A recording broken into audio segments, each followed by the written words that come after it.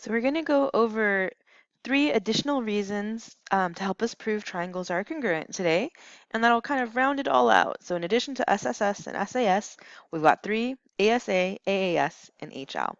So the first one we're going to go over is what's called the angle-side-angle congruence, which is ASA. And before we write out what ASA is, I want to point out some vocabulary here. So if you take a look at these 2 triangles, let's just call these ABC and XYZ.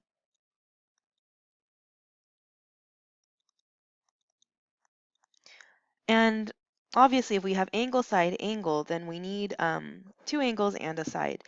And what we're looking at is we're looking at what's called the included side.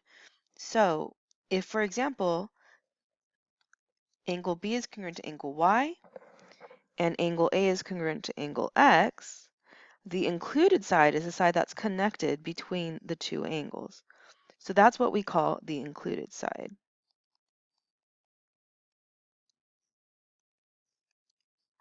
So again, that's the included side.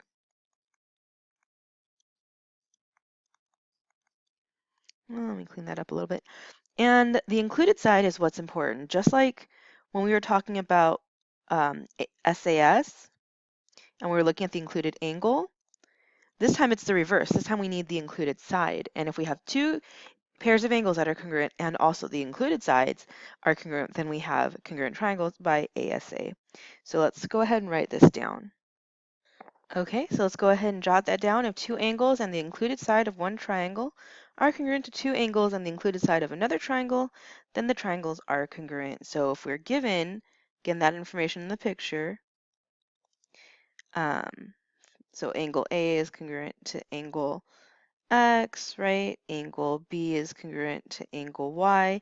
And the included side, so notice how the included side is AB and then XY, so you'll see the same vertices used again.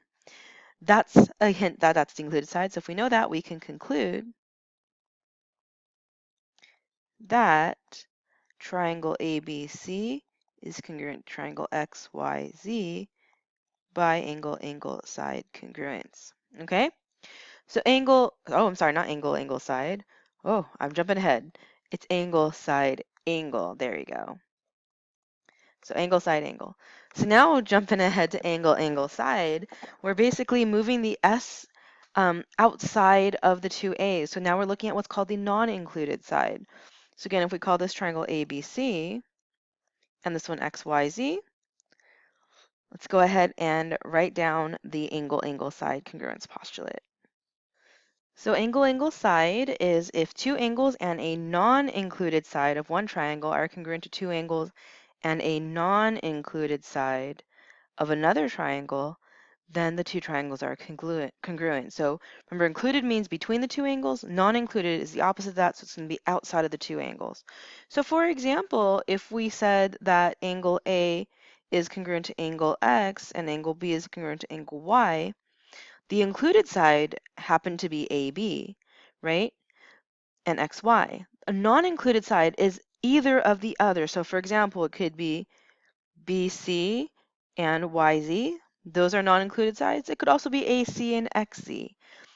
So you have 2 options there.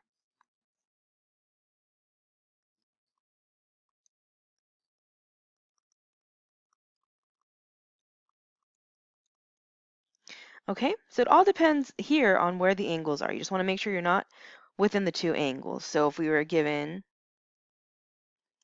angle A is congruent to angle X, angle B is congruent to angle Y, and also one of the 2 non-included sides, so in this case BC and YZ are congruent, then we can conclude the triangles are congruent, and this time by AAS congruence.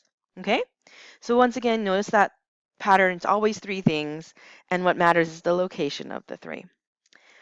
All right, one last one, and this last one is what we call hypotenuse leg congruence. And you might be thinking, wait, why is it just 2 letters? Why is it just HL? Miss Huang, you said 3. Are you lying to me, right? No, I'm not. So in this case, this is only true for a specific triangle. This is only true for a right triangle. So that's the 3rd piece of information. It has to be a right triangle, and the hypotenuse and one of the legs must be congruent.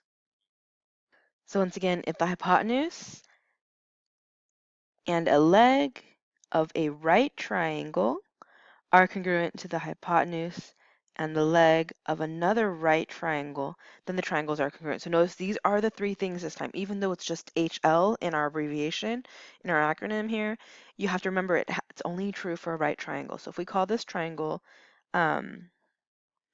CDE, and this one, let's call this GHI, you need to be given the right triangle first, and then remember the hypotenuse is which side? Well, it should be the longest side, always across from the right angle. So you need to be given the hypotenuse, and then it doesn't matter which, but one of the two existing legs. Those need to be congruent, and then HL works. So just to write this out, we need to be given right triangle CDE, right triangle GIH, and then also the hypotenuses. Here are DE and HI, as well as another leg. It doesn't matter which leg, right? So here I said CE and GH. If we're given all this information, or we can show it somehow, then we can conclude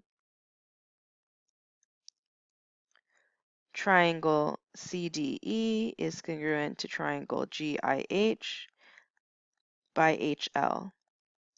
Okay?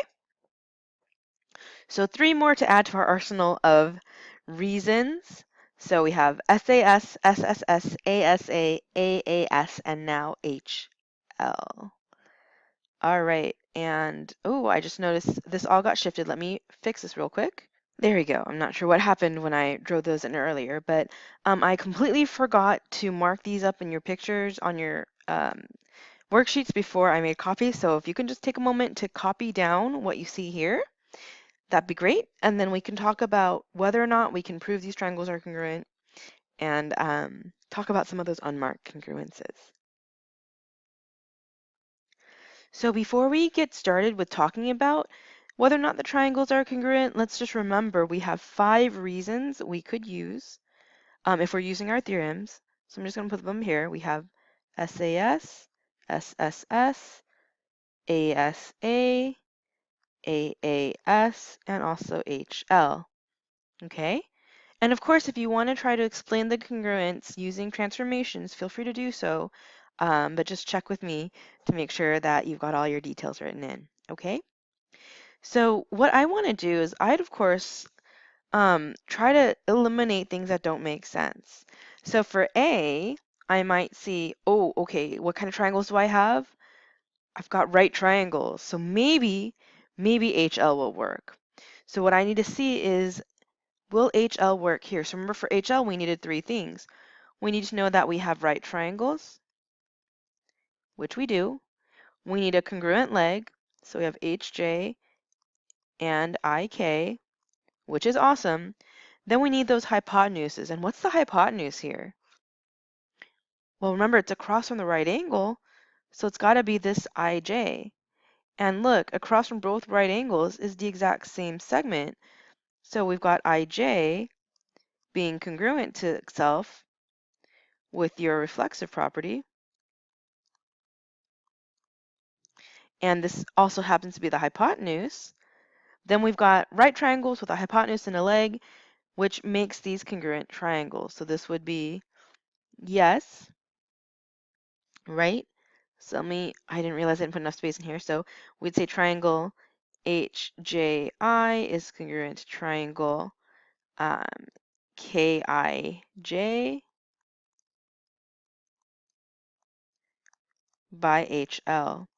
And again, the reason why HL works is because of the right triangle and then the given leg and the reflexive hypotenuse. Okay, so that is A. Take a look at B. What do you think is happening here? Well, I might say, what unmarked things do I see? Well, I see these parallel lines, And remember, when these parallel lines make this kind of Z formation with the transversal, that's going to give me congruent alternate interior angles, right? And again, if it creates this Z formation here as well, I've got another pair of alternate interior angles. So that's something to consider. But then I'm going to say, hold on, hold on, hold on. If I look at all 5 reasons, don't I need a side? Do I know anything about the sides? No, I don't. So these triangles are not congruent because no information on sides are given. Because every single one of these 5 reasons had something about the sides, because we need to know that one side is at least the same. Okay? So I'm going to stop right here with my explanations. I want you guys to try out C, D, and E, and then we'll come back and finish looking them over. But really look carefully at especially the parallel lines and think about what kind of angles they tell you, because parallel never tells you congruent. So let's go ahead and check C, D, and E. Hopefully you caught this one was a bit tricky. These are corresponding angles. We might be used to seeing alternate interior angles, but I also want you to see you guys notice those corresponding angles as well. So we have angle, angle, side for C. For D, hopefully you saw both pairs of alternate interior angles. That one's a bit tricky as well. So each pair of parallel lines should give you some information. So then we can get our alternate interior angles, our reflexive side, and then we have angle, side, angle. Okay? Finally, E, you might have been trying to make HL work, but don't forget we also had SAS. So if we don't have the hypotenuse, that is actually okay, right? We know RP is congruent to RP via the reflexive property, and angle QPR is congruent to angle NPR because of the right angle congruence theorem. And then we have our given QP and NP, so that gives us SAS, okay? So we'll finish the examples in class because this is already getting kind of long. Please come back with questions because I know sometimes adding on 3 additional reasons, even though it's only 3 things we're checking each time, can definitely get confusing. Okay, I'll see you in class.